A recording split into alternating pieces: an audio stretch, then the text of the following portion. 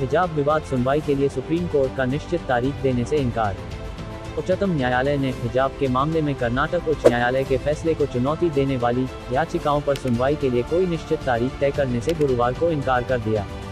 मुख्य न्यायाधीश एन.वी. रमन्ना की अध्यक्षता वाली पीठ ने वरिष्ठ अधिवक्ता देवदत्त कामत द्वारा शीघ्र सुनवाई के लिए किसी निश्चित तारीख पर सूचीबद्ध करने की गुहार ठुकरा दी।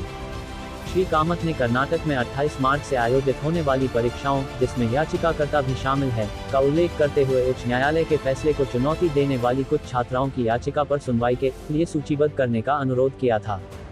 श्री कामत द्वारा विशेष उल्लेख के दौरान परीक्षा की तारीख का जिक्र करते हुए मामले को सुनवाई के लिए सूचीबद्ध करने के अनुरोध पर मुख्य न्यायाधीश ने कहा, इसका परीक्षा से कोई लेना देना नहीं है।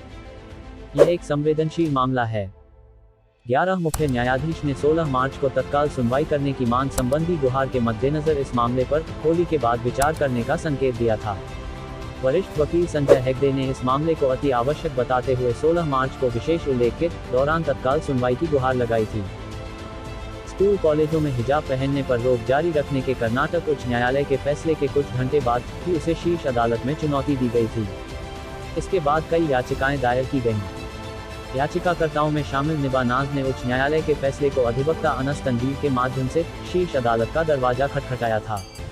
याचिकाकर्ता ने कर्नाटक शिक्षा अधिनियम 1983 और इसके तहत बनाए गए नियमों का हवाला देते हुए अपनी याचिका में दावा किया है कि विद्यार्थियों के लिए किसी भी तरह से अनिवार्य वर्दी का प्रावधान नहीं है। उच्च न्यायालय ने अपने फैसले में कहा था, हिजाब पहनना इस्लाम का अनिवार्य हिस्सा नहीं है। वर्दी का निर्धारण संवैधानिक है और विद्यार्थी इस पर आपत्ति नहीं कर सकते। अदालत में दायर याचिका में कर्नाटक शिक्षा अधिनियम के तहत राज्य सरकार द्वारा पारित 5 फरवरी 2022 के आदेश की वैधता पर सवाल उठाए गए हैं।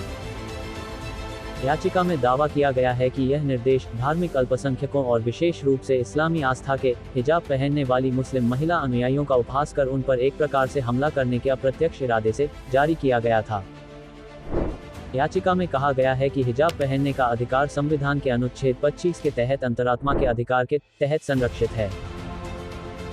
याचिकाकर्ताओं ने विभिन्न तर्कों के माध्यम से उच्च न्यायालय के फैसले को कानून के खिलाफ बताते हुए उसे चुनौती दी।